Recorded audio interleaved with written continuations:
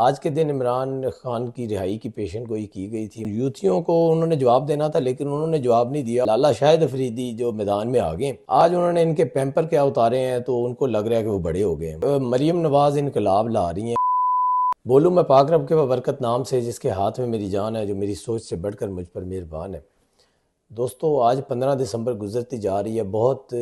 کم وقت اس میں رہ گئے۔ آج کے دن عمران خان کی رہائی کی پیشن گوئی کی گئی تھی۔ عمران ریاض نے کی تھی پیشن گوئی، اور انہوں نے یہ کہا تھا کہ بڑے وثوق سے میں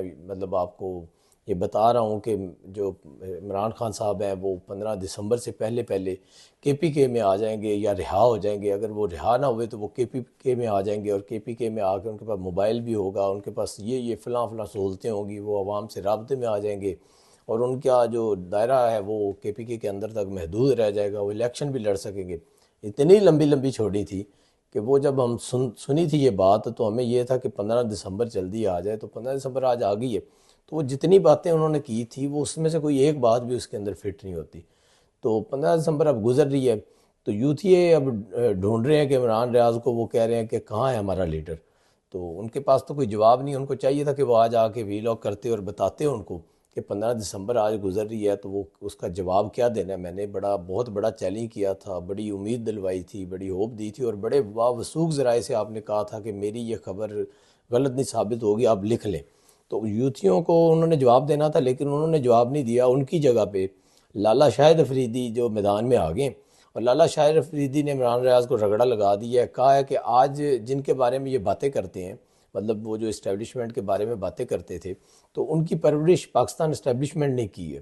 یہ وہیں پلے بڑے ہیں۔ آج انہوں نے ان کے پیمپر کیا اتارے ہیں تو ان کو لگ رہا ہے کہ وہ بڑے ہو گئے ہیں۔ مطلب انہوں نے کھلے الفاظ میں یہ کہا ہے کہ جو چڈی ان کو پہنائی تھی جب ان کی پیدائش ہوئی تھی، تو ان کو جو پیمپر پہنائے جاتے تھے وہ سارے اسٹیبلشمنٹ ہی پہناتی تھی، تو جب ان کی چڈی ان کی اتار کے سائیڈ پہ رکھی ہے تو یہ سمجھتے ہیں کہ اب ہم چڈی خود پہن لیں گے اور ہم بڑے ہو گئے ہیں، تو ایسی بات بالکل نہیں ہے۔ تو شاہد افریدی نے ان جعلی انقلابیوں کو ٹھیک نشانے پر رکھا ہوا ہے۔ ان کا انقلاب نکالنے کا موقع ہاتھ سے نہیں جانے دیتے، کہ ان کے پاس بہت اچھا موقع تھا کہ آج 15 دسمبر ہے، تو اس کی جناب عمران ریاض کی مصروف کی کوئی ایک بات بھی سچ ثابت نہیں ہوئی، اور جتنی باتیں، جتنے مفروضے، جتنی وہ چیم گوئیاں کرتے ہیں، ان میں سے کوئی ایک بات سچ ثابت نہیں ہوتی، اور اسی جھوٹ کے اوپر جو یوتھی لوڑے لپاڑے ہیں وہ اس کو سنتے ہیں اور اس کو سمجھتے ہیں کہ اس سے اتھینٹک خبر نہیں کوئی دے سکتا، اور وہ پھر جب غلط ثابت ہوتی ہے تو یہ کیونکہ کلٹ فالوئنگ ہے تو یہ پھر بھی اس کو فالو کرتے ہیں، اس کی کمائی کا ذریعہ چلے، اس کی روزی روٹی لگی ہوئی ہے۔ تو عمران دار جعلی ڈگری والے جج طارق جہانگیری آج اسلام آباد ہائی کورٹ میں چیف جسٹس کی عدالت میں پیش ہوئے ہیں۔ مصروف سے کہا گیا کہ ثابت کریں کہ آپ کی ڈگری جعلی نہیں ہے، ثبوت پیش کریں۔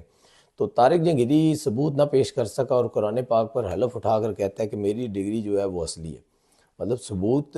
ڈاکومنٹس میں دینا تھا۔ کیا یہ کبھی ایسا بھی کرتے ہیں کہ یہی ثبوت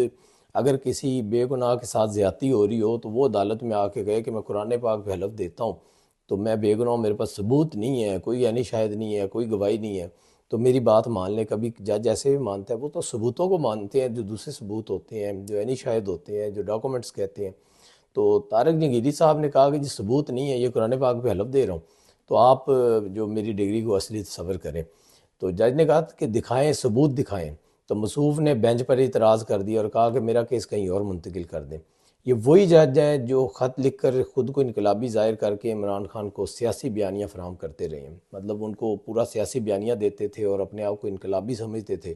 اور جب ان کی جانچ پڑتال تمام ججز کی گئی کہ یہ کس طرح سے پیچھے بیٹھے سیاست کر رہے ہیں اور شام کو اپنے خط و کتابت اور ملاقاتوں کے ذریعے، خفیہ ملاقاتوں کے ذریعے عمران خان کو میسیج دیتے ہیں کہ ہم آپ کے ساتھ ہیں،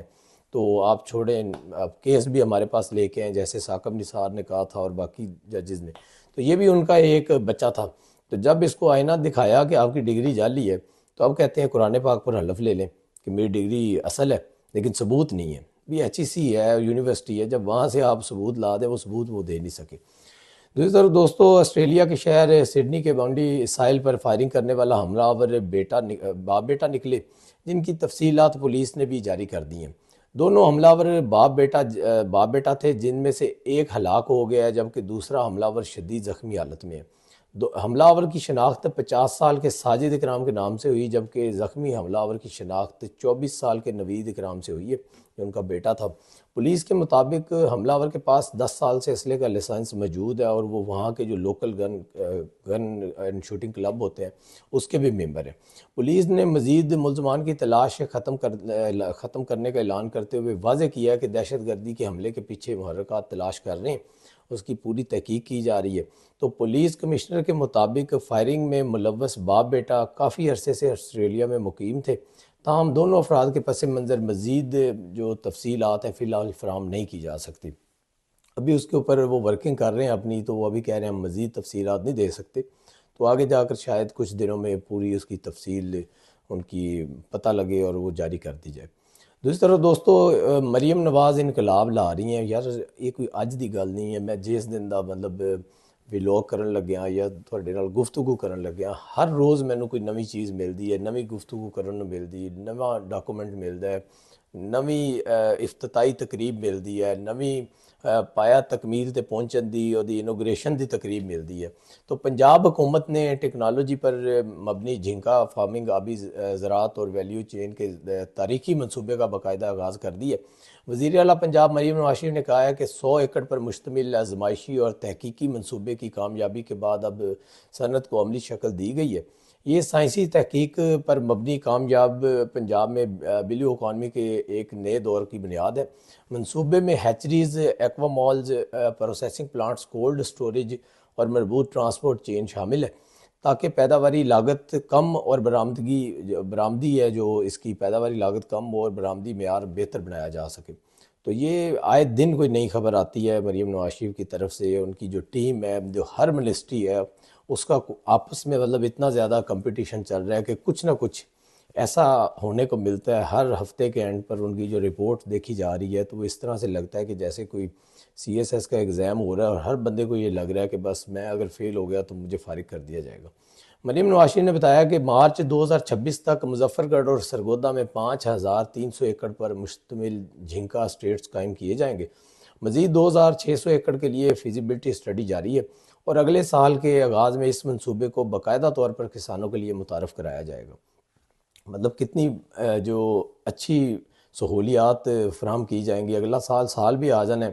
1-1.5 سال کے اندر جتنی محنت کر کے نئی چیزیں دریافت کی اور نئی چیزیں متعارف کروائی ہیں تو اس کی تو پہلے مثال ہی نہیں ملتی۔ تو انہوں نے کہا کہ یہ منصوبہ عالمی تحقیق و ترقی اور جدید آبی زرعی ٹیکنالوجیز کی مدد سے تیار کیا گیا،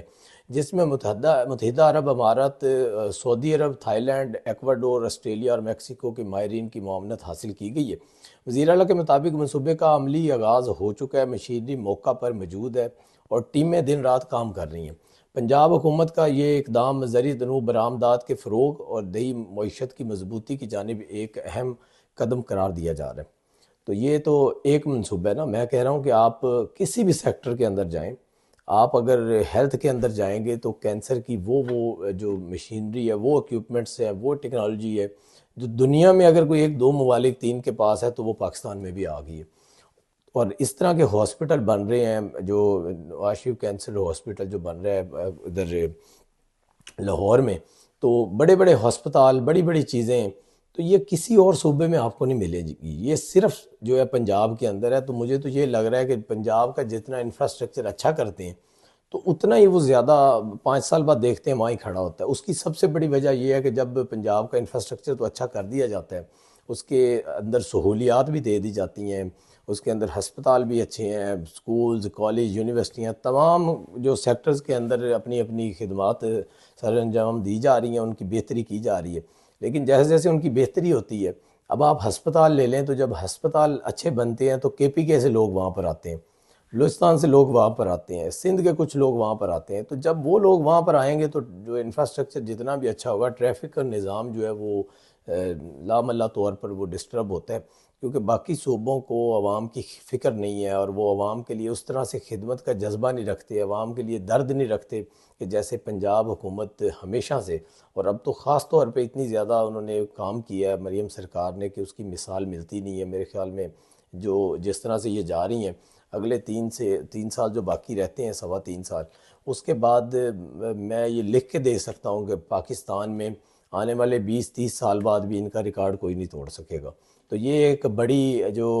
خوشی کی بات ہے کہ پنجاب میں پہلی دفعہ کوئی خاتون آئی ہیں اور انہوں نے اس طرح سے کام کیا ہے کہ انہوں نے تمام جتنے بھی اپنے چچا کو تمام لوگوں کو پیچھے چھوڑ دیا، اور انہوں نے جو اپنا ریکارڈ قائم کیا ہے جو اس کو توڑنے کے لیے، اب جو بھی نیا بندہ آئے گا کل کو، کسی بھی ہماری پارٹی سے بھی آئے یا کسی اور پارٹی سے آئے، مسلم لیگ نون کا ہو یا پیپلز پارٹی کا ہو، کسی بھی جماعت کا ہو، تو ظاہری بات ہے اس کے لیے ایک بہت بڑا چیلنج ہوگا، اور یہ ہوگا۔ یہ آج سے 3 سال بعد ہم لوگ سوچ رہے ہوں گے کہ جتنا کام مریم سرکار نے کر دیا ہے، اس کو جو اس سے آگے بڑھانے کے لیے کس طرح کا بندہ ہونا چاہیے، کیونکہ کل کو اگر وہ وفاق میں چلی جاتی ہیں، اگر تو وہ ادھر ہی آتی ہیں، تو میرے خیال اگر 10 سال وہ اسی پنجاب کے اندر رہیں تو پنجاب کی تقدیر تو ابھی 30% بدل چکی ہے، اور باقی رہتی پھر وہ 2-3 سال اگلے میں پنجاب اس طرح ہی ہوگا جیسے آپ پیرس میں پھر رہے ہیں، کیونکہ باقی تمام صوبوں کی نظریں پنجاب کی طرف ہیں، اور ان کے جتنی عوام ہے وہ لکھ لکھ کے تھک گئی ہے کہ اللہ تعالیٰ ہمیں بھی پنجاب جیسی وزیر اعلیٰ میسر کرے، اور پنجاب جیسی خدمت کا جذبہ رکھنے والی خاتون ہو یا وہ مرد ہو، وہ ان کا وزیر اعلیٰ ہو کے پی کے کا، کیونکہ کے پی کے کی عوام جو ہے وہ سب سے زیادہ محروم ہے ان تمام سہولیات سے۔ تو اللہ تعالیٰ ان کو ہدایت دے، سہیل افریدی صاحب کو، اور باقی صوبوں میں بھی جتنے وزراء اعلیٰ بیٹھے ہیں ان کو ہدایت دے کہ وہ اپنی عوام کی خدمت کر سکے، اور اس طرح سے پنجاب سے جا کر میرے خیال میں ٹریننگ لے لیں، 2-3 ہفتے کا ان کا سیشن رکھ دیا جائے، جس طرح این ڈی یو ٹریننگ کرواتی ہے اسی طرح میرے خیال میں پنجاب میں ٹریننگ کا ایک شعبہ کھول لینا چاہیے، جس کے تحت تمام وزراء بھی ٹریننگ دیں، اور وزیر اعلیٰ کو کم سے کم جو 1-3-4 وزراء اعلیٰ کو چاہیے کہ وہ وزیر اعلیٰ مریم نواز شریف کی گورنر سے استفادہ حاصل کریں۔ تو دوستو ہمارے چینل کو سبسکرائب کیجئے، زیادہ سے زیادہ شیئر کیجئے، کل پھر ملاقات ہوگی، اللہ نے کے بعد۔